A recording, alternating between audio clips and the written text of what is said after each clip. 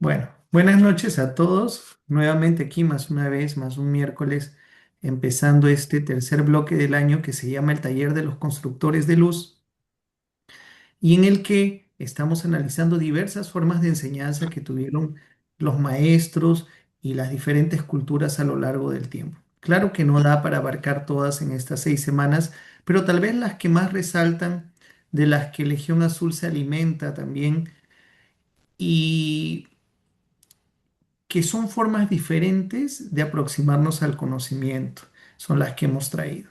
Haciendo una breve recapitulación, si se recuerda, nosotros comenzamos con la mayéutica, que es el arte de hacer parir a las ideas que Sócrates utilizaba y, y el más famoso representante, ¿no? Él crea esta técnica eh, de alguna forma inspirado por la labor de su madre que era partera. Entonces él siempre decía, como mi madre ayuda a traer personas al mundo, yo ayudo a parir ideas. Y era desarrollado a través de preguntas que las personas iban encontrando la verdad dentro de sí mismas, ¿no? Eso fue en la primera reunión. En la segunda, nosotros hablamos sobre los cuentos derviche. Y en estos cuentos derviches, eh, encontrábamos como narraciones muy sencillas, cortas, graciosas, que a veces caían en lo absurdo, servían para dar un choque y bajar nuestras barreras mentales y en el fondo tenían un tipo de enseñanza justamente por la situación absurda que se presentaba en los casos. Ya habíamos visto a Nasruddin, que es un personaje que aparece a lo largo de la historia en Medio Oriente y se extiende desde lugares como Grecia y llega hasta la China, ¿no? Es parte de su folclore y parte de su enseñanza, ¿no? Hoy nosotros,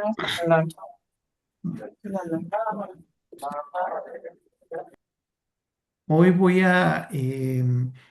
vamos a abordar dos tipos de enseñanza que son la parábola y el koan, ¿ok? Son de dos lugares diferentes, pero en la imagen podemos ver, ¿no? Las parábolas, el mayor representante para nosotros tal vez, o del que tengamos mayor memoria, es Jesús, el Maestro Jesús, que en la Biblia claramente le enseñaba a través de parábolas a las grandes masas, ¿no? Y en otro lado, en la China, se utilizaba el koan, que ya vamos a entender qué es lo que es, cómo funcionaba y por qué resultaba efectiva también. La imagen de alguna forma muestra a ambos maestros, cada uno con sus discípulos, pero siempre buscando desarrollar lo mejor de cada uno de ellos. ¿Ok? Entonces vamos a comenzar. Esta es una reunión bastante participativa y para no perder la costumbre de las otras reuniones, eh, pues empecemos. El eslogan o la frase que refuerza esta reunión es las tecnologías ocultas de la palabra. Tecnologías, ¿por qué? Porque al narrar algo era como un mecanismo que desarrollaba verdades dentro de nosotros, ¿no? Como un sistema que se creaba a través de cada narración de estos maestros y de estas formas de enseñanza. Entonces vamos a la primera.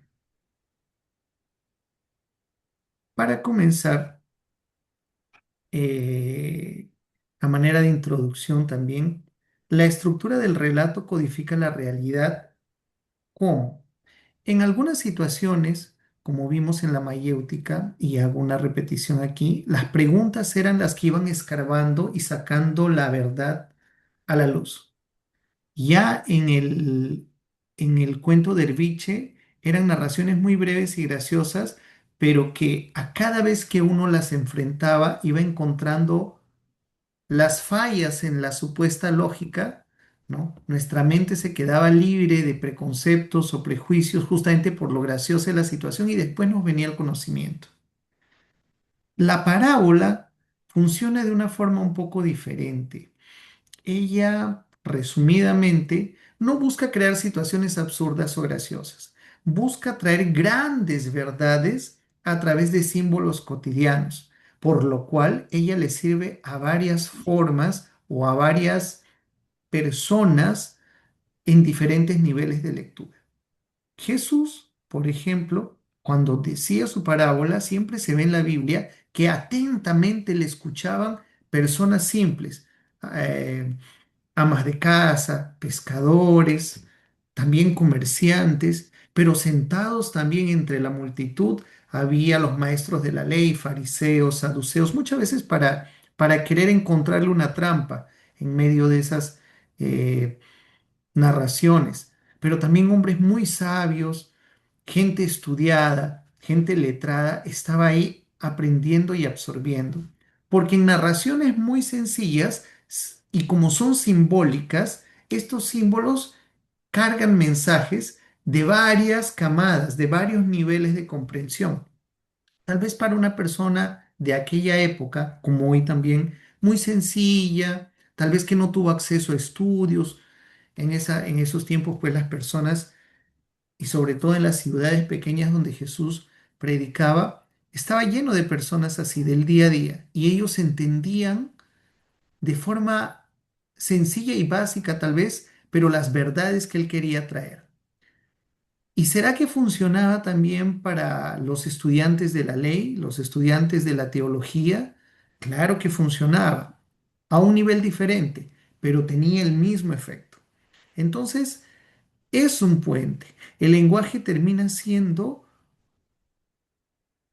un vehículo que codifica, que simboliza las grandes realidades cósmicas. Muy similar a lo que sucede con los mitos de los que hablamos a inicios de año, ¿no? Cuando contamos el mito de Prometeo o habíamos contado el mito de Eros y Psique, ¿no? Y cómo cada cosita en el mito representaba algo, representaba una fuerza del cosmos o una verdad dentro de nosotros y cómo ellas interactuaban, es muy similar a la parábola. La parábola no es algo que Jesús inventó, por el contrario, son tradiciones muy antiguas que los grandes maestros han aprendido, de las cuales han bebido, se han nutrido y las usan muchas veces para enseñar a sus discípulos. Entonces, con esta breve introducción, les quiero contar una breve parábola, ¿ok?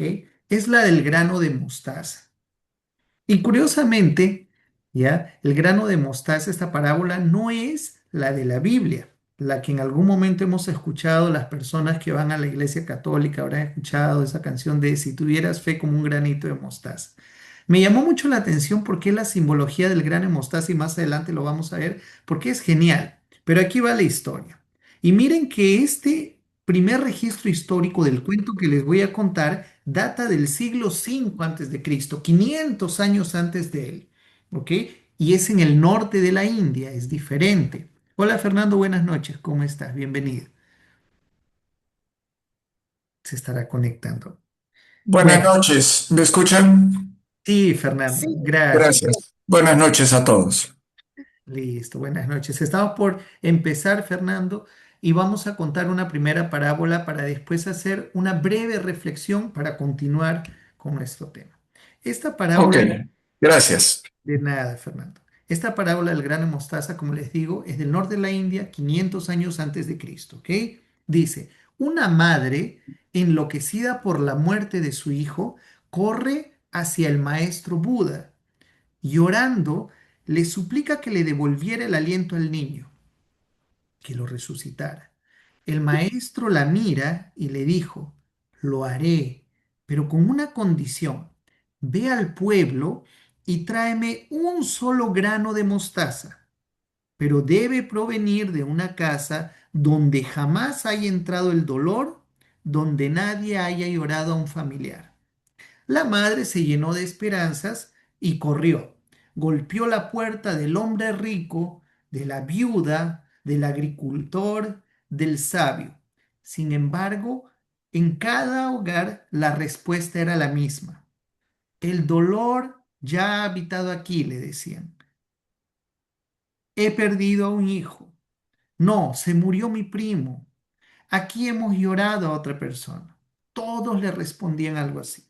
Cuando cayó la noche, la mujer regresó con las manos vacías donde el maestro, pero el corazón en paz. Bueno, Como ven, no tiene nada que ver con la otra parábola del grano de mostaza de Jesús, pero es muy interesante. Entonces, vamos brevemente a entender. ¿Por qué ustedes creen que el maestro le prefirió hacer caminar, ¿no? En vez de darle un gran discurso y explicarle sobre las cosas? ¿Por qué la necesidad de esto? O en todo caso, ¿qué creen que sucedió con esa madre? Les escucho. Sí, Ivonne, te has abierto tu micrófono. ¿Cuál fue el requerimiento que le hizo el maestro? Disculpa, Ernesto. El maestro le dijo que si quería resucitar a su hijo, que ella le trajera un granito de mostaza de alguna casa donde nunca haya entrado el dolor, Ok, ok. donde nadie haya llorado a un familiar. Yo pienso Sí, que cuando ella fue a diferentes casas, sintió cómo el dolor fue transformándose en algo más estable, más tranquilo, en que el dolor vería un dolor tan fuerte como el de ella, pero también bien vería que cuando pasa el tiempo las cosas se ponen más tranquilas, se puede lidiar, se puede pensar en un futuro. Creo que fue eso, enseñarle eh, que ella no era sola, que el dolor estaba presente en todos. muchas Yo, gracias, Vicky, muchas ¿puedo gracias. hablar? Sí, claro. No, yo pienso que el maestro le dijo eso para que ella entendiera por sí misma sin necesidad de la explicación del maestro, porque a veces uno te pueden decir cualquier palabra y uno no queda convencida hasta que no lo hace. Pues, y entonces ella lo va a entender porque ella está haciendo todo lo posible. Y al último dice no, porque entonces ella queda en paz, porque sabe que hizo todo lo posible y no había forma. O sea, ella también estaba pasando por lo mismo. Por eso dijo que ella quedaba en paz. Ya. Muchas gracias, Ivoncito. Sí, Fernando, Katz, Iván, ¿alguna impresión que les haya causado esta parábola? En mi caso, Sí. yo creo que, claro, ella entendió de pronto un poco más, ¿no? De lo que significaba esas situaciones cuando conversaba con otras personas y parece que pudo tener un poco más de tranquilidad y un poco más de paz y entendió que es una etapa, ¿no? Una etapa que sigue Ujú, y que en- creo yo que cuando ha conversado con los demás, ella al compartir lo que ella sentía y al escuchar los sentimientos de las otras personas, ujú, eh, entendió que eso también se puede ir procesando, ¿no? Y que ese dolor va a pasar, ¿no? Claro que, bueno, a ciencia cierta no sabemos todos los detalles, ¿no? claro. Si en realidad fue la experiencia así o de pronto hay más variables, ¿no? Más factores. Claro, uno puede tener cierta paz, pero ese dolor, pues yo creo que es todavía no toma bastante tiempo, ¿no? Mm, De pasar en uno, ¿no? sí. Pero si ella persistía en esa idea de que resucite a su hijo en el caso de que ella estuviera pasando por algo que ella no se niega, ¿no? A aceptar, eh, lo mejor era que ella lo escuche directamente, ¿no? De las personas que han vivido esas experiencias y que sepa que hay cosas que uno tiene que aceptar, ¿no? Tal cual, ¿no? Que tienes que soltar y que tienes que fluir, ¿no? Con lo que está sucediendo y porque no tenemos el control de todo, ¿no? Ujú. Entonces, quizá el- en, en lo que respecta a esa frase, ¿no? Ya estoy en paz, es porque ella vivía con esa idea, ¿no? De no aceptar lo real, ¿no? La verdad, lo que está sucediendo. Sí, sí. Muchas gracias, Katz. Estoy anotando aquí todo lo que están diciendo, construyendo aquí una cosa muy, muy chévere. Sí, Fernando, Iván, ¿alguna idea? ¿Está todo bien? Yo creo, Ernesto, si me permiten, que básicamente hay como que tres ideas. Ya las han mencionado los que han tomado la palabra antes.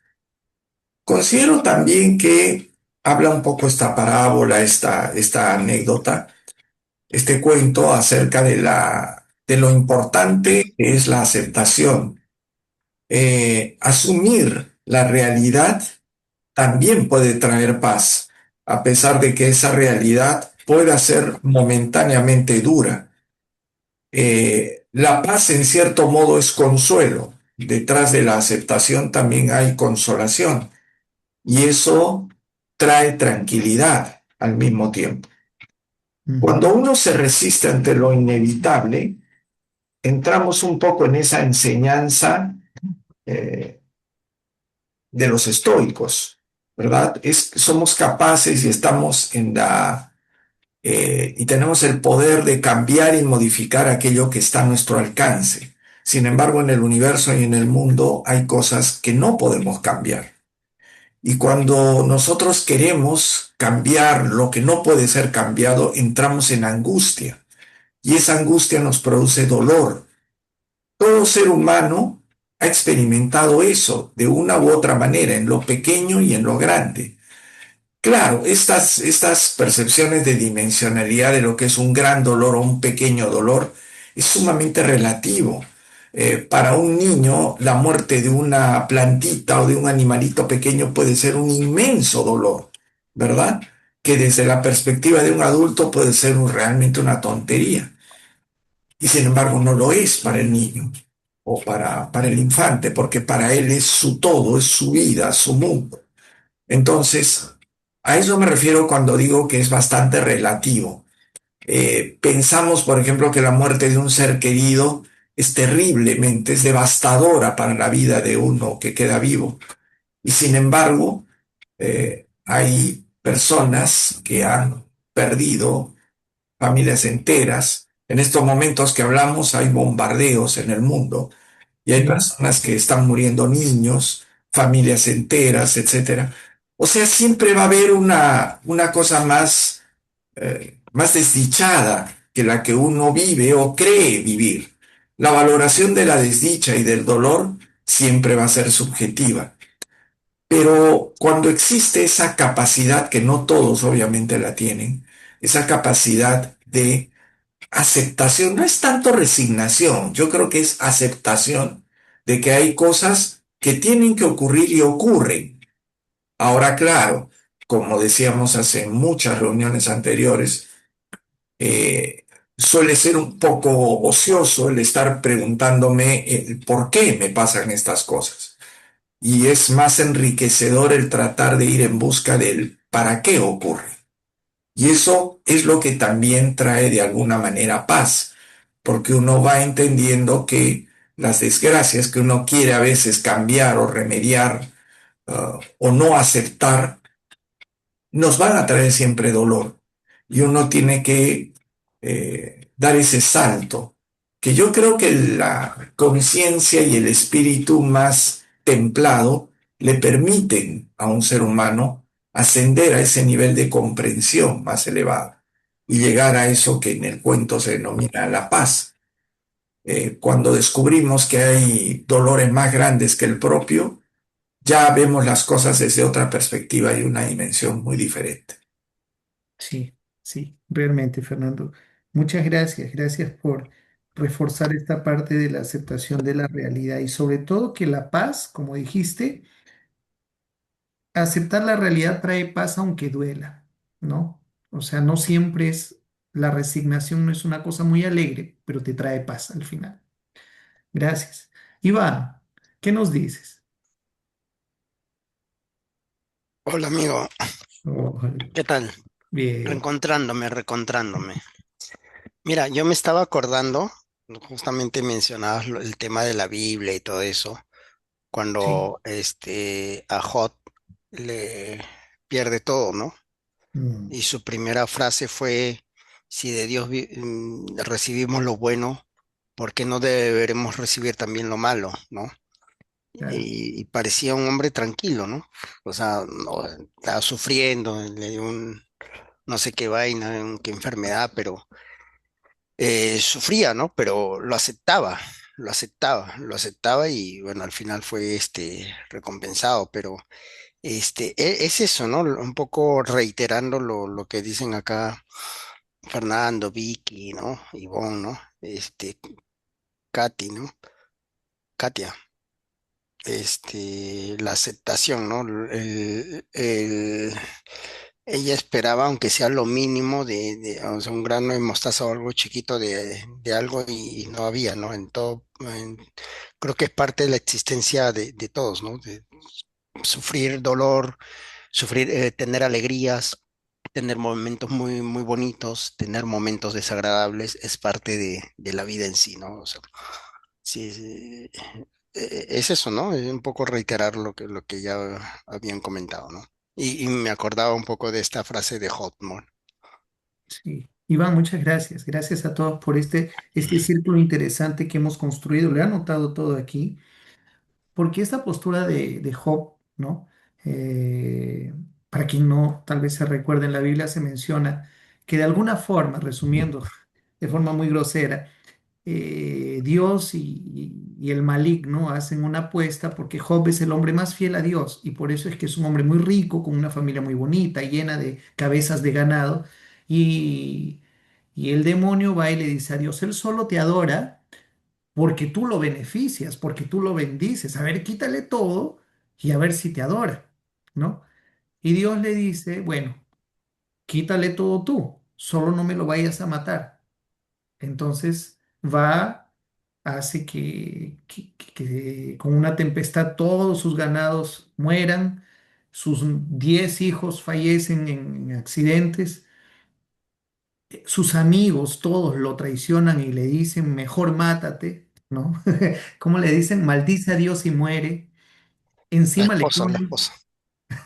la esposa le dice eso, exacto. Maldice a Dios y muere. Le cae una enfermedad terrible llena de llagas, pero él sigue fiel a Dios. Y viene ahí la expresión que Iván colocó, ¿no? Si de él recibimos solo bueno, ¿por qué no lo malo? Y es una postura, conectando con lo que Fernando dijo, muy estoica. Él no puede controlar lo que está afuera, pero él controla su fe interior, su amor a la divinidad. Entonces, ¿cómo de esta forma tan grosera aparece una apuesta entre Dios y el diablo? ¿No? Como él continúa fiel, Dios lo recompensa y le dice, viste, él continúa adorándome a pesar de todo. Le da nuevos hijos, unos 10 hijos nuevos, locura, le da el doble de ganado y etcétera, etcétera, etcétera. Por eso es que mucho se menciona, la paciencia de Job, ¿no? Porque él fue paciente perante todas las circunstancias terribles habidas y por haber. Muchas gracias que se conecta directamente con esto. Me ha recordado esa historia tan bonita. Pero vamos a analizar brevemente antes de partir a otro método de enseñanza. Cuando hemos visto esta cuestión del relato, esta parábola de la mostaza y del hijo fallecido y Buda y de la señora que terminó en paz, podemos citar dos conceptos que en los conceptos holísticos, metafísicos se habla, ¿no? Recordemos que esta tradición es del siglo V antes de Cristo. Entonces lo que el maestro en la historia hace es que ella comprenda dos conceptos, lo que hoy conocemos como la fractalidad y la frecuencia base de la materia. ¿Qué es la fractalidad? ¿Qué es un fractal? En sí, estos son fractales, lo que vemos ahí, ¿no? Son como los copos de nieve. El fractal es un objeto o patrón geométrico cuya estructura se repite a diferentes escalas. Por ejemplo, si vemos esta estrellita aquí del lado derecho, es una estrella de 6 puntas, pero si ustedes ven dentro de ellas hay más estrellas y cada puntita chiquitita es otra estrella. O sea, lo pequeño contiene a lo grande, un poco parecido a la ley de la correspondencia. Como es arriba, es abajo. Como es abajo, es arriba. Este dibujo de los triángulos también. Podemos ver triángulos y alrededor de él más triángulos con más triángulos alrededor. O sea, la pequeña figura, así como es abajo en chiquitito, si le pudiéramos hacer un zoom, también es en grande. Y eso no es apenas una concepción artística, un dibujo que alguien hizo. Eso se repite en los patrones de la naturaleza. La naturaleza es creada de esa forma, a veces a niveles microscópicos. Este, sobre todo el de la derecha, es un copo de nieve. Es así como sucede con las moléculas de nieve, ¿no? Entonces, cuando hablamos de la fractalidad, vuelvo a la anterior diapositiva, y la madre fue de casa en casa. Ahí viene lo que ustedes dijeron, ¿dónde está mi papel, no? El dolor es de todos. Ella vio que su dolor, por inmenso que era como una pequeña parte en escala menor o reproducida del dolor colectivo. El colectivo como tal también sufrió un dolor similar, solo que en una escala social, pero que cada parte, cada pieza que ella encontraba era como otros fractales, similares a los de ella. Y ahí ella comenzó a ver, ¿no? Lo que podemos entender que es un pedacito, ¿no? Ella representa en su unicidad, en su vida, con sus alegrías y dolores, un fractal, ¿no? Pero que eso se multiplica, eso también los momentos buenos y malos, como el dolor y la alegría, forman un conjunto mayor, muy similar. Y es ahí donde ella se da cuenta que su dolor no era el único, como ustedes ya muy bien dijeron, ¿no? Como dicen aquí en Brasil, mató a charada, ¿no? Charada es la pregunta, creo que en español también se dice, o sea, encontraron la respuesta. Ella, el ego, le decía, ¿por qué esto a mí me sucedió? ¿Por qué el universo me castiga? Pero el maestro, si le hubiera dicho, y ustedes también lo dijeron, si el maestro le respondía, le explicaba, hija, esto sucede, el karma existe, él renacerá, etcétera, etcétera, ella no lo iba a entender. Ella necesitaba pasar por la experiencia vívida, el ir y entrar en contacto con otras personas para poder salir de esa postura egoica, ¿no? Entender que el dolor también existe en otros lados y al salir de la postura del ego de apenas yo, tú adquieres una actitud soberana, o sea, de dominio, de majestad sobre ti mismo y sobre tus emociones. Por eso es que dice, la madre busca alivio, encuentra la universalidad del sufrimiento y sale de esa postura de solo a mí, cuando en realidad los ciclos de vida y muerte suceden con todas las personas. Un otro concepto que el maestro le hizo entender es lo que llamamos de frecuencia base de la materia. Esto se encuentra en algunos conceptos holísticos, es una forma más de denominar a que la materia, que es el plano físico en el que estamos, está sujeto a una frecuencia. ¿Cuál es su frecuencia? Nacer, crecer, reproducirse y desencarnar para volver a encarnar después. O sea, es el estado natural del mundo físico encarnar y después desencarnar, pasar por etapas. Entonces ella le enseñó a ver la universalidad del dolor y también le enseñó que la materia es pasajera. Son dos grandes conceptos que le enseñó con la experiencia propia. Por eso es que la hizo caminar. Y eso es lo que el maestro consiguió. Dice, al unificar la experiencia de la madre con la red fractal de la humanidad, la resistencia del ego cesó.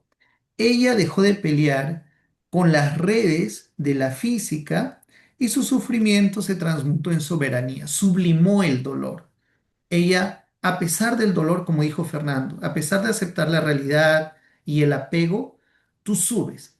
Les debe haber pasado en circunstancias en que, por más dolorosa que haya sido una situación triste, de rabia o de lo que sea, cuando por fin dominas ese sentimiento y aunque todavía te duele, pero te resignas y das más un paso, no te has dejado vencer, tú has vencido. Al vencer te transformas en soberano de tu propia existencia. El soberano, el rey, quien comanda tu propia existencia. Y eso lo hemos hablado en el bloque anterior, que decía de la caída a la corona.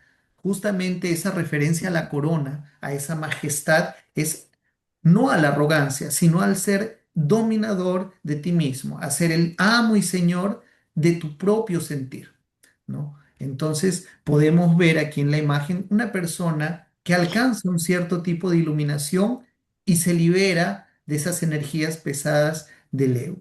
El dolor de esa señora de la parábola es muy auténtico y todos pasamos por esto en algún momento, pero como legionarios tenemos que enfrentar esto en la mejor manera posible con los conocimientos que hemos adquirido y estamos adquiriendo a lo largo de la vida para que nuestra postura nos ayude a generar un buen karma y también en su momento ayude a las personas que están a nuestro alrededor, ¿no? Entonces, de eso hablábamos cuando mencionábamos la fractalidad.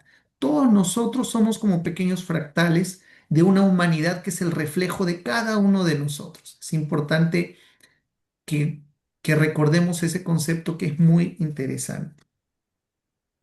Ahora, cuando hablamos de Jesús y la parábola, ¿ya? Ustedes pueden ver en esa imagen, esa semillita que cabe así en la puntita de los dedos es la semilla de mostaza. Y abajo, ese árbol tan grandote que pueden ver, hay un carro aquí que va a pasar por la carretera, es el árbol de mostaza. Justamente es mencionado por Jesús como en las tradiciones de este maestro hindú, que fue 5 siglos antes. ¿Por qué es tan mencionado? Porque es la menor de las semillas, pero cuando ella crece se transforma en el mayor de los arbustos, tan grande que los pájaros pueden hacer sus nidos en él, ¿no? Y justamente también esto representa de alguna forma o en gran forma la ley de correspondencia. Como es arriba, es abajo. Esa pequeña semilla tan chiquitita lleva en sí todo lo que los científicos dirían hoy, todo el código genético, todo el mapa, toda la capacidad de transformarse en el mayor de los árboles de arbustos, ¿no? Entonces eso siempre llamó la atención. ¿Cómo de una semilla tan pequeña puede crecer un árbol tan frondoso? Y por eso es que crece desde que caiga en buena tierra. Y de ahí vienen justamente las parábolas y vienen los paralelos.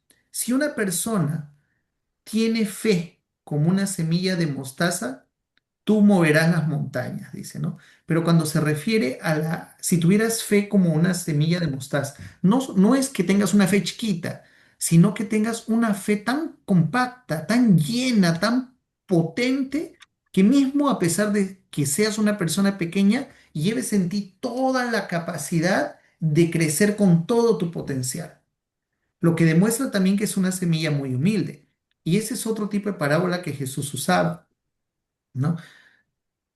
Mismo que seamos pequeños, mismo que seamos pobres, que seamos de diferentes condiciones, pero si tenemos por dentro esa fe tan poderosa, crecerá y multiplicará como el mayor de los árboles.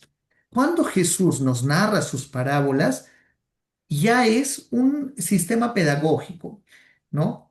Dice así, 5 siglos después, en el siglo I de nuestra era, 5 siglos después de aquella narración de la señora y su hijo fallecido, el maestro Jesús utiliza la misma analogía de la semilla de mostaza a través del mashal. ¿Y qué era el mashal? El mashal era el método pedagógico hebreo de las parábolas, o sea, adaptaciones de estos cuentos al sistema de enseñanza hebreo, ¿no? Y cuando decía, el reino de los cielos es similar al grano de mostaza, que cuando crece es el mayor de las hortalizas y se hace árbol. Entonces, esta ley de correspondencia representa también la semilla al Atman o a nuestra chispa divina. Puede ser tal vez que esté adormecida, que no la tengamos, es pequeñita, pero existe en nosotros. Y si le permitimos crecer, nos llevará a una inmensidad espiritual como el árbol de mostaza. ¿Ok? Entonces, el mashal hebreo es una técnica pedagógica que también usaba de parábolas. De ahí que es bueno de alguna forma demostrar que las parábolas no son exclusivas de los hebreos y no son exclusivas de Jesús. Él como un maestro que se alimentó de diferentes fuentes de enseñanza, aprendió las parábolas y las aplicó después en su ministerio. ¿Ok? Vamos ahora, saliendo ya un poco de las parábolas, a este de aquí. Vamos a olvidar un poco las metáforas poéticas de las parábolas, de la simbología que ellas cargan. ¿Ok? Y vamos a otro método que se llama el koan. Les voy a narrar aquí también, es menor que una parábola, pero quiero que escuchen. A ver, ¿dónde está? Mm. Este relato es de la China del siglo VII de nuestra era, ¿ok? O sea, 700 años, 600 años después de Cristo. Dos monjes se encontraban en el patio de un monasterio observando una bandera que ondeaba al viento, como esa que está en el dibujo. El primer monje dijo, mira cómo se mueve la bandera. Y el segundo monje lo contradice y le dice, no, la bandera es materia inerte, lo que se mueve es el viento. Y discutieron de un lado a otro sin llegar a un acuerdo. Uno que era la bandera, el otro que no, que era el viento. En ese momento, el sexto patriarca del Zen, Huineng, que era el maestro, pasaba a su lado, los mira fijamente y les dijo, ni el viento se mueve, ni la bandera se mueve. Lo que se mueve son sus propias mentes. Entonces, piensen un poco en esta respuesta que el maestro les da. Ni el viento se mueve, ni la bandera se mueve. Lo que se mueve son sus propias mentes. Piénselo un poco y sea que le encuentren respuesta o tal vez no, me gustaría escucharlos. ¿Qué les da a reflexionar esto? La Matrix.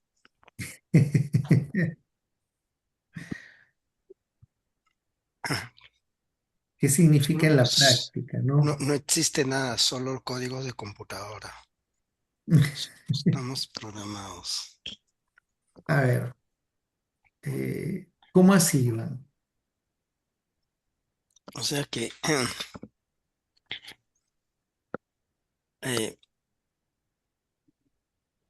¿cómo te digo? Por ejemplo, nosotros estamos viendo, la otra vez veía un video en que en realidad nosotros nunca tocamos nada porque los átomos realmente nunca se Se tocan. tocan, O exacto. sea, todo es ilusión. Ajá. Nada se toca, nada se mueve. Y es un poco la interpretación de nuestra mente que está moldeando realidades que sí tienen, o sea, de repente un gato lo ve de otra forma, de repente alguien de otra dimensión lo ve de otra forma y nosotros simplemente tenemos una interpretación de algo que no sabemos qué tan real sea, pero que es nuestra mente que lo está interpretando de esa manera. Sé que sonó cantinflesco, pero es así más o menos es mi explicación, ¿no? A mí me parece bien interesante porque de alguna forma se relaciona con el primer principio del Kybalión, que es todo es mental, el universo es mental, ¿no? Y con eso que dijiste, las células que realmente no se tocan, muy chévere. Sí, gracias, es una perspectiva que parece interesante. Sí, Bueno, les escucho, sí, yo pienso que si tú no fijas tu mente en algo, no ajá, existe. O ya, sea, tú al dirigir tu mente en algo, la haces relevante y le pones adjetivos, quizás que ajá. conozcas o que no conozcas. Pero si tú simplemente no le prestas importancia, eso no existe. Creo que eso fue lo que dijo el abad último. Me parece así, no sé, posiblemente el que más entiende aquí de filosofía es Fernando. Claro que sí. Pero me viene a la cabeza lo primero con lo que dices la frase, creo que es de Descartes, de pienso, luego existo, ¿no? O sea, que primero para que te aproximes de un fenómeno, tienes que captarlo con la mente. Como dices tú, si no le prestas atención a algo, para ti esa realidad no existe, ¿no? Qué inteligente también, qué chévere. Sigamos. Muchas gracias, Vicky. Estoy anotando aquí. A mí Sí. también me pareció fascinante lo que dijo Vicky, muy intuitivo, básicamente, Sí. porque siento que con todos, ¿no? A todos nos pasa eso. Aquello en lo cual prestamos atención, digamos que nos focalizamos en eso y como que el entorno, lo demás, lo que está arriba, lo que está abajo, lo que está atrás y lo que está pierde totalmente valor, vamos a decir así. Ni siquiera valor, simplemente como, tal cual, como lo dijo Vicky, no encuentro otra forma mejor de expresarlo. No existe, simplemente, no existe, porque toda tu atención está fijada en algo que para ti sí existe. Probablemente ni siquiera exista también, pero nosotros estamos convencidos de que sí existe y que tiene valor y que es muy importante, etcétera. Lo sorprendente es que en la comunicación humana, que poco exploramos realmente a fondo y de una manera más profunda, si habláramos con otras personas, rápidamente descubriríamos que ellos, un poquito como también Iván lo expresó, no lo ven de la misma forma, pues, ¿no? Entonces, a lo mejor lo ven menos importante y les cuesta entender por qué para nosotros es tan importante eso. Tal vez les cuesta, otros coincidirán y dirán, sí, sí, es verdad, es muy importante. Y otros realmente pues dirán, no, no solo es importante, es demasiado importante, es mucho más y tiene más importancia de la que tú le das. Entonces, es verdaderamente un mundo de desconcierto en el momento en que empezamos a hacer el sondeo en esta suerte de intercomunicación que podríamos hacer entre todos. Pero más allá de todo, yo creo que el solo hecho de que a nosotros individualmente nos parezca algo importante y le demos valor a eso, eh, tiene una doble perspectiva. Y ahí va lo de la anécdota, ¿no? De si se mueve la bandera o se mueve el viento. Hay esta doble perspectiva que uno debe aprender a dominar. O sea, está bien darle importancia a determinadas cosas, pero también tienes que estar listo a no darle importancia para que tú seas el amo de esa decisión. Porque si te sometes absolutamente a que es muy importante, yo creo que ya te has dejado vencer y es la circunstancia, el entorno, el objeto, la persona o lo que sea, la que capta toda tu atención y tú no eres capaz de escapar de eso. Pero si tu educación espiritual, tu educación filosófica, tu capacidad de profundizar en las cosas, te hace entender también y te entrena en esa gimnasia, vamos a decir así, de decir, bueno, hoy día es importante esto, por tal y tal razón, pero también estoy listo para renunciar a esa importancia absoluta y a lo mejor irme con otra cosa que es importante. Tengo que ser ágil, tengo que tener eso, no tener digamos, esa elefantiasis de quedarme ahí aplastado, quedarme y que me cueste tanto desconectarme de un afecto, desconectarme tanto de un objeto, desconectarme tanto de una preocupación que me absorbe, que me desgasta, que me deprime, etcétera, etcétera. Yo sé que eso no es fácil, que el llegar a ese nivel de gimnasia mental no es fácil y requiere, como bien dijiste Ernesto hace un rato, mucho entrenamiento a lo mejor, coincidiendo con la imagen anterior que pusiste. Entonces yo creo eso, ¿no? Que sí, las cosas, puede ser que la bandera se mueva y sea el viento, tal vez sean las dos cosas, tal vez sea una o la otra, o tal vez no sea ninguna, simplemente porque nos estamos entregando a tratar de resolver ese dilema, que al final puede resultar en una discusión bizantina que no, nunca encuentre una verdad absoluta, simplemente esté siempre dependiendo del enfoque de uno, del enfoque de otro, el punto de vista. No obstante, admiro y me parece maravillosa la capacidad humana de poder dispersar los puntos de vista, de haber llegado al nivel mental en el que estamos en este punto evolutivo, en donde somos capaces de entender este tipo de cosas, más allá de que las podamos practicar o no, que requerirá otro esfuerzo. pero ya el hecho de poder entender y aceptar que las cosas pueden verse de diferente punto de vista y que pueden tener valores distintos según tu cultura, tu formación, tu entendimiento, tu, tu bondad, tu amabilidad, tu nivel de amar, tu nivel de someterte y al mismo tiempo de renunciar y de no someterte. Es el más maravilloso ejercicio de la libertad que tiene el alma y el espíritu humano. Yo lo veo de esa manera, amigos. Fernando, muchas gracias. He anotado aquí también, eh, hay una cosa que rescato, ¿no? Cuando tú hablas de la doble perspectiva, es que claro, así como ya lo han ido diciendo, así como nosotros le damos atención a ciertas cosas y desde el momento en que ponemos la atención, las cosas existen, también debemos entrenar a que no darle atención. Y eso me lleva directamente a que cuando se habla de una de las principales cosas que aspira a ser discípulo en esta escala de hombres comunes, filósofos, discípulos y maestros que uno aprende en Maestros y Discípulos, se llama creo esa lección, ¿no? Se dice que el Sí, discípulo, una de las primeras cosas que tiene que aprender es justamente a discernir, porque tiene la energía mental, toda la energía que nosotros usamos en a veces cosas tan superficiales del día a día, desgasta nuestro tiempo. Desperdiciamos energía volitiva, mental, mística en cosas innecesarias. Entonces, los discípulos que ya bajo la tutela de un maestro van a dedicar sus vidas, la presente y las futuras, al servicio de la humanidad, tienen que usar sus recursos al 100%. Tienen que saber dedicarse 100% al ideal, a la gran obra de evolución. Entonces ellos tienen que discernir en qué gastan su energía, ¿no? Entonces ahí es donde aprenden qué vale la pena, en qué vale la pena enfocarse y en qué vale la pena olvidar, limpiar, ya romper esos lazos con cosas que no alimentan, ¿no?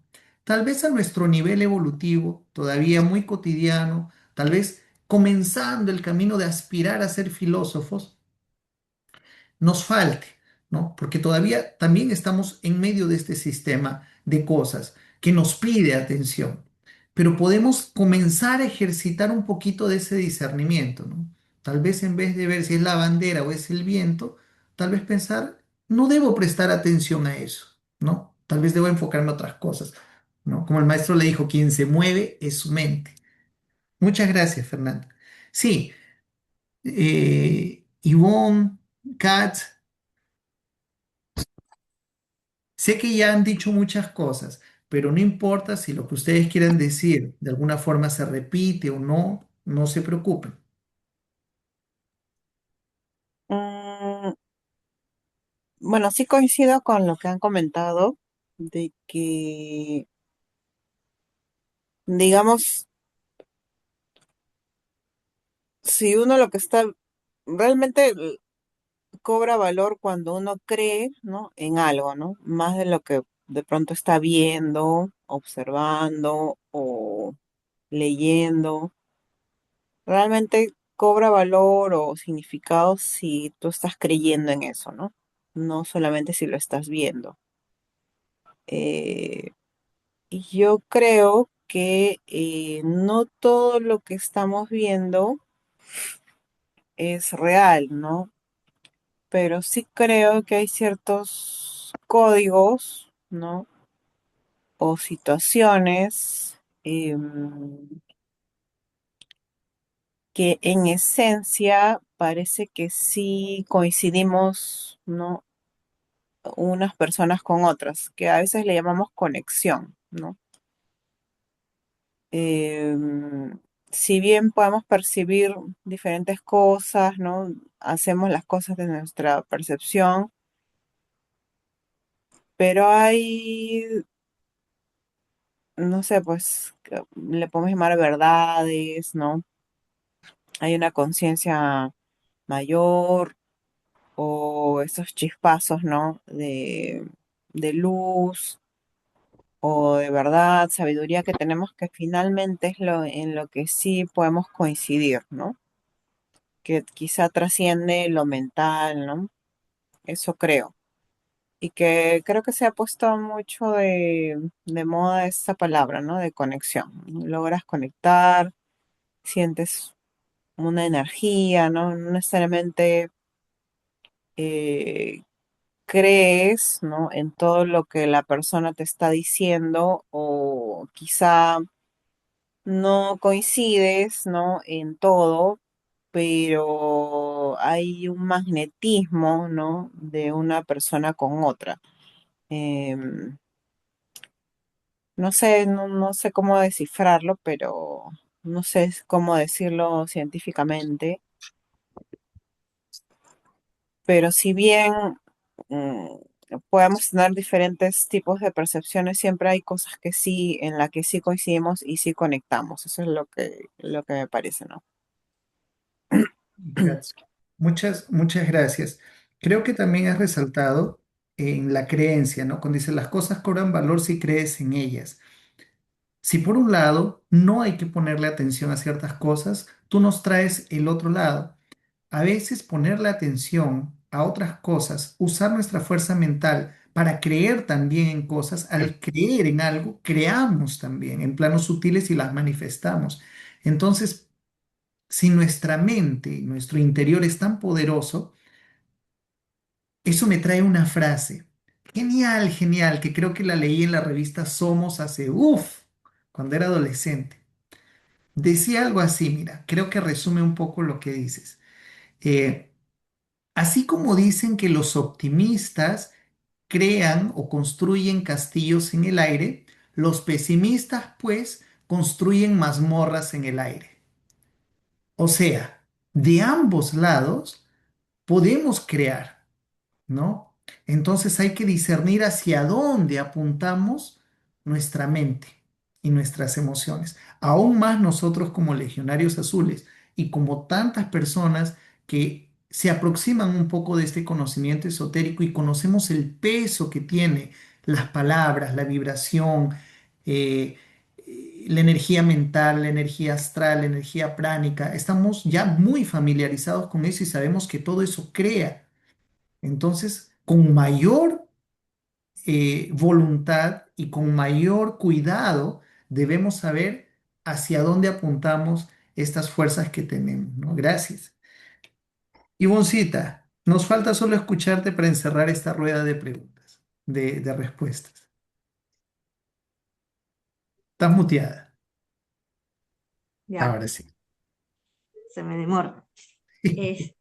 Yo estaba apuntando algunas cosas también, porque al comienzo la verdad que no lo entendía, pero ustedes siguen hablando y ya lo entendí. También es, como dicen, ¿no? Es cosa del enfoque y del discernir. Yo me imagino tres personas de culturas totalmente diferentes, ¿no?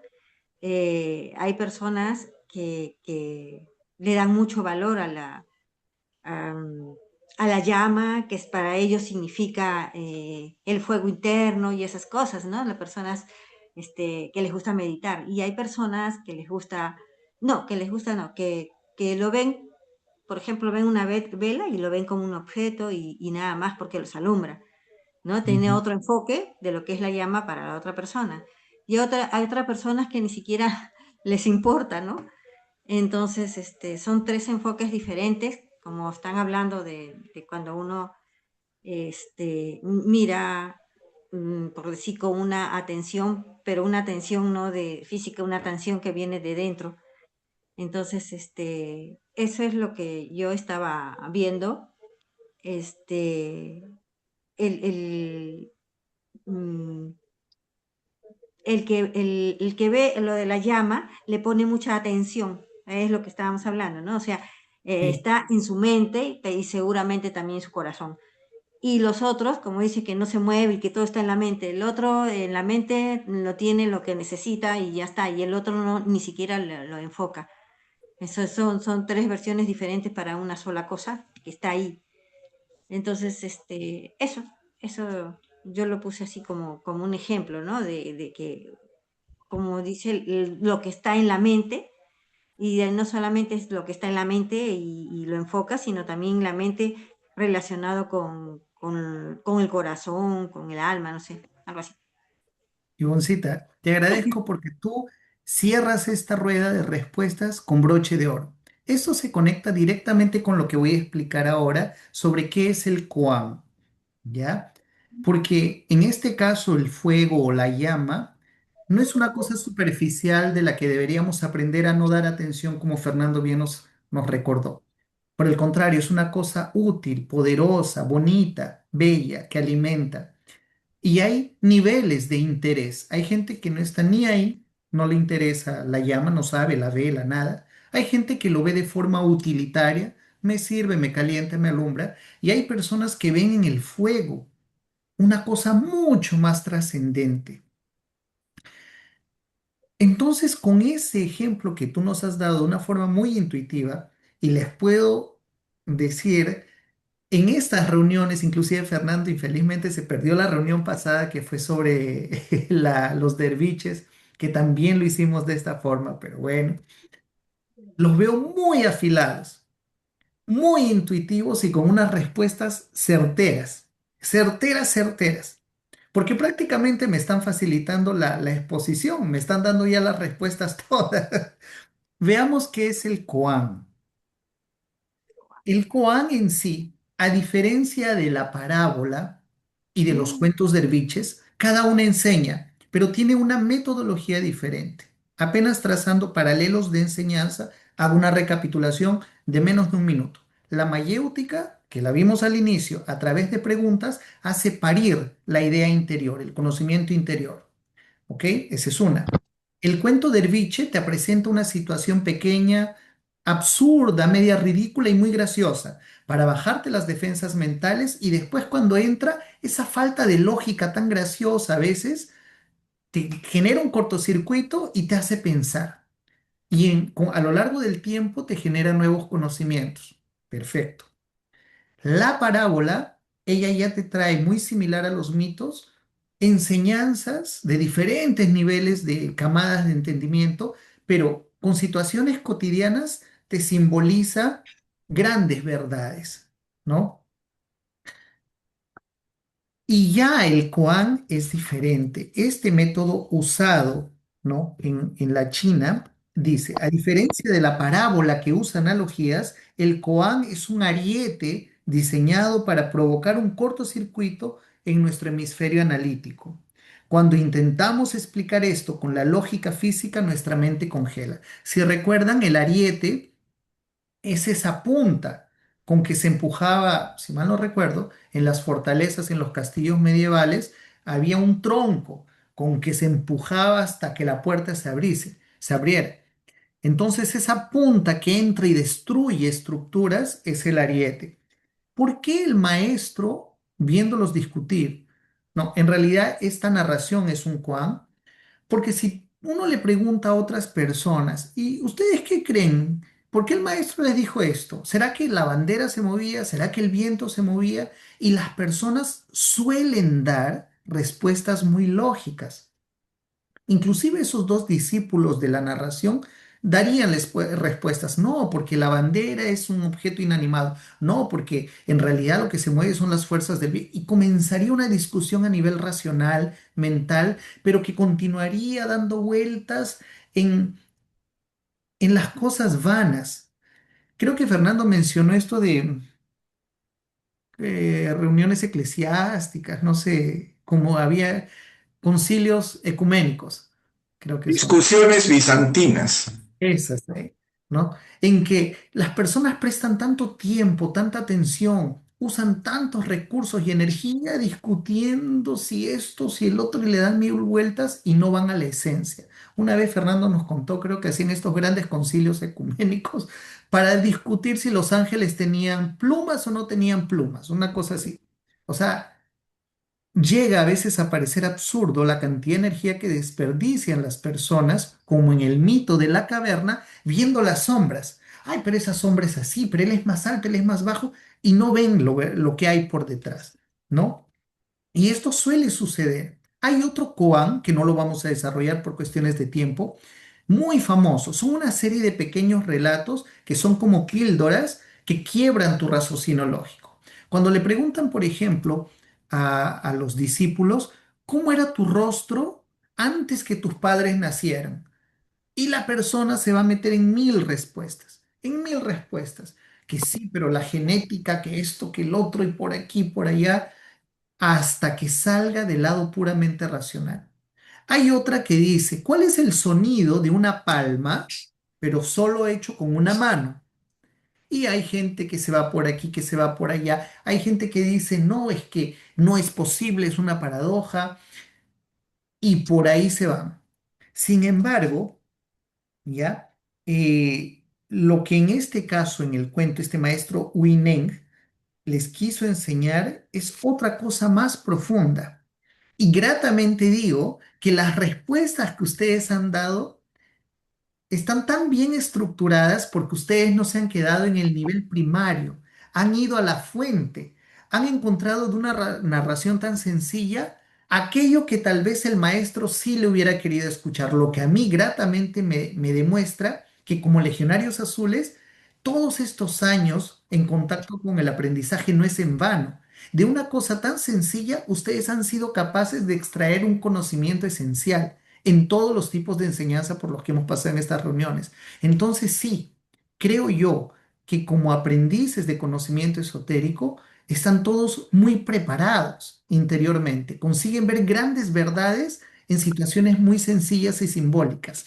Aquí los tengo anotados. Han hablado sobre la atención, sobre el enfoque y discernir. Han dado el ejemplo del fuego, como lo dijo Ivonne, ¿no? Sobre salir de situaciones densas y escoger a lo que le debemos dar atención. Por ahí Iván dijo que todo es mental, que nada se mueve. Y Vicky dijo también, donde fijas la atención es donde existen las cosas. O sea, han dado en el clavo.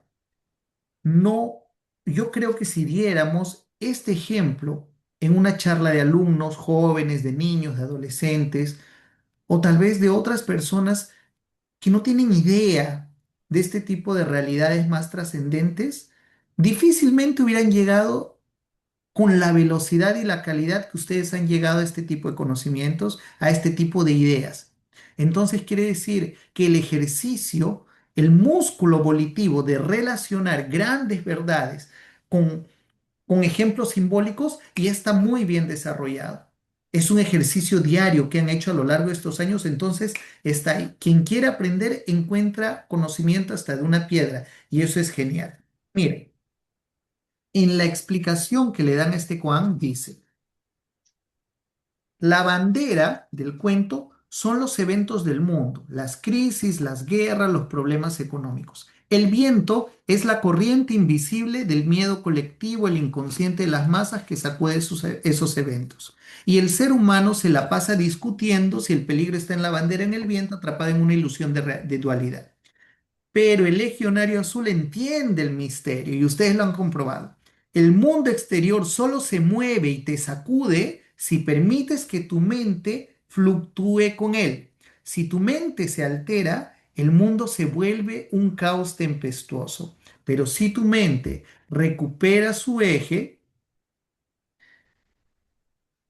y permanece quieta, el viento y la bandera dejan de tener poder sobre ti. La respuesta del koan no se dice, se es.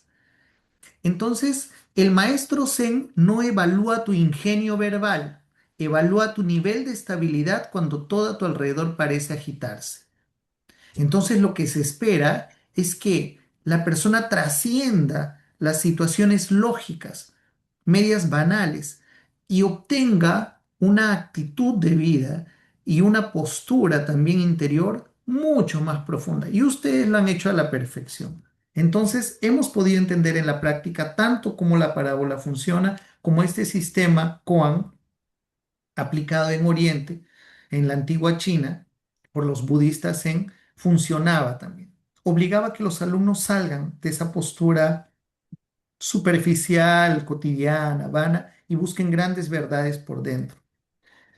Bueno, déjenme pasar esto aquí. El eje inmóvil de la centralidad, que es el concepto de mantenerte firme aunque todo alrededor gire. ¿no? Que esa es la respuesta al Koan. No se dice, se es. Ahora, ya para finalizar, bueno, aunque ya lo adelanté anteriormente, cuando hice el ejemplo de la semilla, medio que me adelanté, es aquello, ¿no?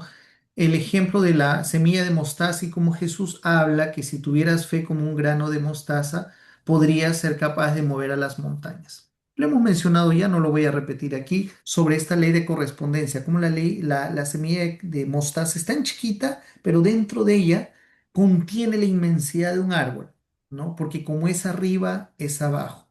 Entonces, cuando se habla de la voluntad soberana, dice, tu acción diaria, aunque parezca pequeña, construye el templo de refugio para otros. Sí, desde que apliquemos un trabajo volitivo, una enorme devoción y un trabajo intelectual. Como legionarios estamos llamados a que, mismo con pequeñas acciones, contengan la semilla de grandes efectos, ¿no?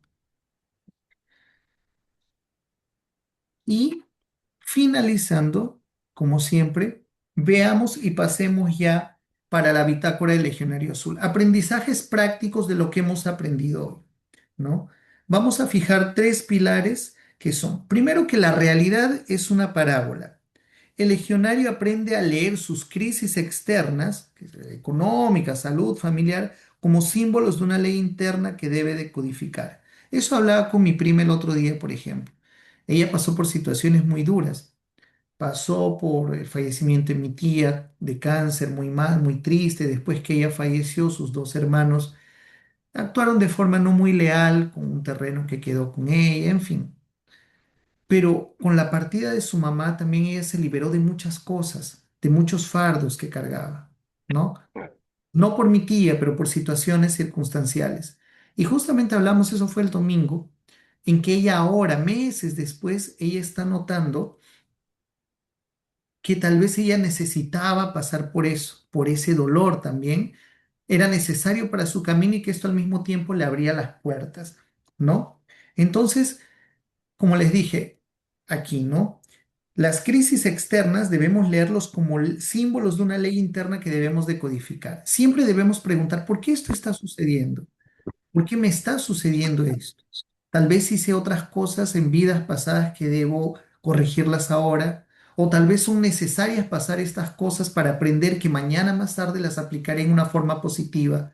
Entonces nada sucede por maldad del cosmos, todo sucede por alguna razón. Y lo que vivimos en la realidad, nuestras situaciones cotidianas, son símbolos, son representaciones de algo. El karma nos quiere decir algo. El destino nos está diciendo algo a través de las cosas alegres y no tan alegres que nos suceden, ¿no? Segundo, el silencio del Kuan. Cuando un problema en tu vida no tenga salida lógica, deja de pelear con la mente analítica.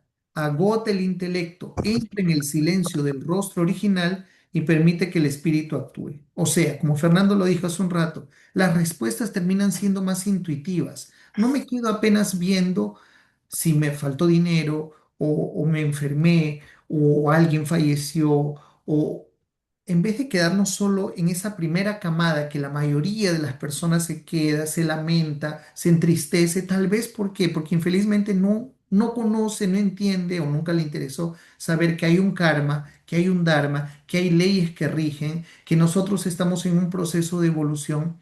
Entonces a veces como no hay esos asideros, se pierden.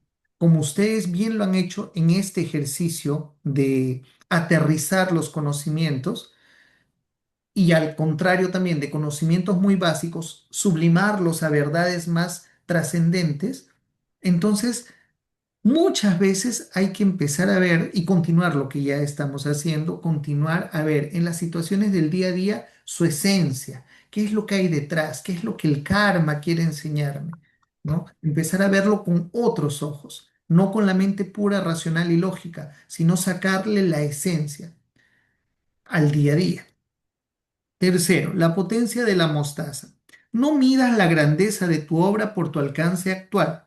Una pequeña acción soberana realizada con pureza de intención contiene la fuerza de un universo entero, como la ley de correspondencia.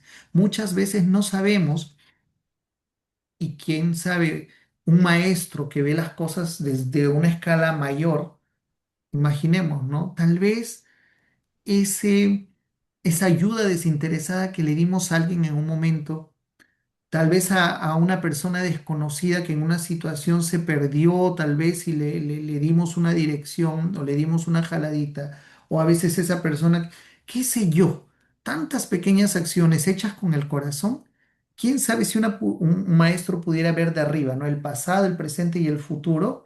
Esa pequeña acción uno no sabe, a veces es la semilla de que en otra vida, tal vez al frente, ese a quien tú ayudaste te pueda salvar la vida en una guerra. No sabes. O tú no sabes a veces, ese niño al que ayudaste. Ah, me acuerdo un cuento que lo leí hace poco. No es un cuento, es una historia real. La cantante Rihanna, por ejemplo, ella viene de Barbados. Ella no es norteamericana y ella es muy pobre. Era muy pobre. Pobre, una chica así de favela, como le dicen, ¿no? Y muy humilde económicamente, ¿no? Y cuando iba al colegio, pues no tenían a veces ni ropa, ni comida, y una profesora que era muy, muy querida, a veces hasta zapatos le compraba para que ella pudiera ir a estudiar. Y la profesora siempre fue muy cariñosa. Ella no esperaba y no sabía que años después, esta muchacha, por cosas de la vida, se transformara en una celebridad, una cantante de nivel global. Y esta Rihanna hoy, con todos sus recursos, mensualmente ve por su salud, por su alimentación, por sus cuidados. O sea, la profesora no lo hizo esperando que esa muchacha se transformara en una gran estrella, una persona muy adinerada. Lo hizo por amor, cuando ella era una niña. Entonces, a veces uno sin querer está sembrando, como las semillas. Podemos sembrar cosas negativas o positivas, pero procuremos que todas, o por lo menos casi todas, sean cosas positivas. Mañana más tarde darán frutos. Por eso es que decía Jesús, por sus frutos los reconocerás. Hmm. Por los frutos que los árboles, los frutos que tú siembras, las semillas que tú siembras, las cosas que tú produces, serás reconocido, ¿no? Y hay otra también que mencionan, otro símbolo que creo se usa mucho hoy con los coach y en el lenguaje empresarial, pero esto viene de antiguas narraciones. Creo que son los árboles de Damasco, que ellos demoran como 100 años para dar frutos desde que los siembras. Entonces dicen que cuando tú los siembras, no es para que tú comas, para que tú te alimentes. Tú los siembras para que la siguiente generación se alimente. Entonces es un acto desinteresado, es una cadena de amor. Tú los siembras y no los vas a ver cuando ellos estén dando frutos. Los siembras a la posteridad, al futuro. Pero tú también te alimentas de aquellas que otros antes de ti lo sembraron. Entonces tú siempre te estás alimentando de los frutos de otros, siempre estamos viviendo gracias al esfuerzo y al sacrificio de otros. De la misma forma, a nosotros nos corresponde como seres humanos sacrificarnos un poco, donarnos un poco, dejar semillas para los que vienen en adelante, ¿no? Bueno, han sido tres pequeñas lecciones, un poco basándonos en los tipos de conocimientos que hemos visto y el material se los voy a entregar ya probablemente para final de semana que tengo más tiempo. Me gustaría saber si tienen algún comentario, algo que decir, si les ha gustado o no la reunión para ya poder finalizar. ¿Está todo bien? Mira, esto me ha encantado porque este tipo de conversaciones y los temas que nos propones son momentos extraordinarios que aunque son muy cortitos en la semana, en el tiempo, como que nos alimentan y nos permiten también algo que como aludiste hace un rato, no debemos olvidar que somos legionarios y que ahí donde estemos, el karma, el destino, llámalo como quieras, es ahí donde estamos y es ahí donde somos, en ese Mm. tiempo y en ese espacio. Entonces, estamos llamados siempre a actuar. Ahora, el actuar hay que entenderlo también de una manera un poco amplia. No es siempre hacer algo. A veces también el actuar puede ser una contemplación simple, o puede ser una mirada, o puede ser una simple palabra, o el actuar puede ser algo más enérgico, más decidido, más, digamos, más contundente. Pero pensar que como seres humanos tenemos toda esa enorme gama de posibilidades de actuar y de dejar una constancia de que ahí estuvimos y ahí fuimos, en un tiempo y en un momento determinado. El universo, yo siempre creo en eso, el universo está atento, observando y observante a lo que hacemos o dejamos de hacer. Y yo creo que como no hay una guía ni hay un manual para cómo vivir de la mejor forma, yo creo que cuando uno va cultivando códigos de vida, va cultivando algún tipo de hábito y costumbre sano, yo creo que las personas, en general los seres humanos, tenemos esa capacidad. Yo tengo esa fe realmente de que hay algo, una voz interna que tarde o temprano nos corrige si insistimos en un camino equivocado. Tarde o temprano nos corrige. Pero tenemos esa capacidad de corregir, ¿ok? O de permanecer firmes en nuestros principios, o de también ver si otro camino es el que mejor se adecua para bien de nuestra propia evolución espiritual. La última palabra siempre la tendremos nosotros. Yo creo que este tipo de temas, estas enseñanzas que nos traes, sí nos ayudan muchísimo, definitivamente. Nos hace reflexionar, nos permite escuchar el punto de vista de otro, porque uno no siempre es amo de la verdad. Entonces, el escuchar otro punto de vista de personas que también están imbuidas de la misma buena intención y todo, ayuda enormemente. Es un alimento, para mí por lo menos es como un alimento, ¿no? Para los próximos días, hasta nuestra próxima reunión, y poder de alguna manera escucharlos a todos, ya que no nos podemos reunir con frecuencia de manera personal, por lo menos la conexión virtual nos ayuda a suplir no sé si necesidad o esa reunión importante que tarde o temprano siempre es bueno que la tengamos en físico.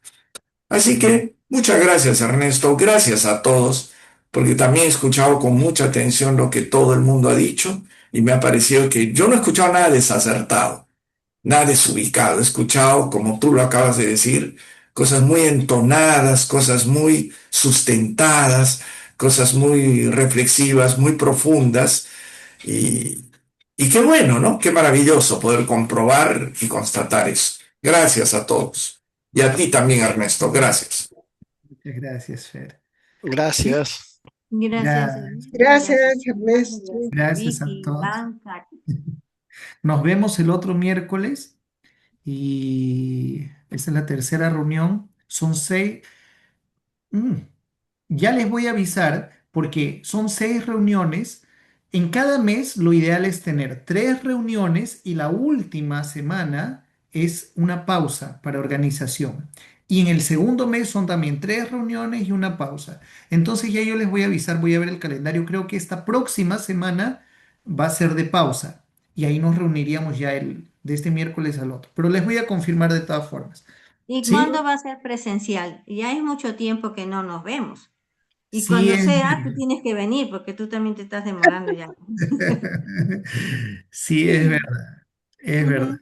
Pero ya veremos posiblemente con John y tal vez con Fernando cómo es que se puede hacer alguna reunión presencial. Porque los Yo dos en mi lugares caso donde se creo que hacía está era bien. donde Fernando y donde Johnny. Fernando está en plenas mudanzas, ¿no? Él se ha mudado ahora. No, yo ya me mudé, ya. ¿No te has mudado? Ya me mudé. Sí, va a Ya. ser un mes que ya estoy viviendo en otro lugar. Ah, entonces ya es otro lugar. Y bueno, la dinámica de Johnny también con Katz ahora, y sobre todo Johnny creo que le está bien, bien ocupada, entonces termina siendo difícil. Es una cosa a coordinar. Si por acaso en algún momento, esto no es obligatorio, si por ahí en algún momento alguien de ustedes buenamente tiene algún espacio, aunque sea una fecha o no, y la puede disponer, no es obligatorio, pero dice, miren, yo podría tal vez ceder un espacio en mi sala, qué sé yo, pueden comunicarnos también, no hay problema. Pero ya Yo lo nosotros cedo, pero nadie va a querer ir. Es muy lejos. lejos. Eso yo ya sé. Bueno, Espero que entonces, Fernando no se haya mudado tan lejos y me haya hecho caso y se haya mudado a Caquetá. Ah, Dios. Gracias a Bueno, ya es nos que no vemos. nos Organiza quiere la llevar reunión más allá de y la vamos. galaxia, nos quiere llevar. a su planeta. Ya. No. Chao. Chao, buenas Chao, noches. chao, gracias. Buenas noches, gracias. No, gracias. Chao, Gracias. chao.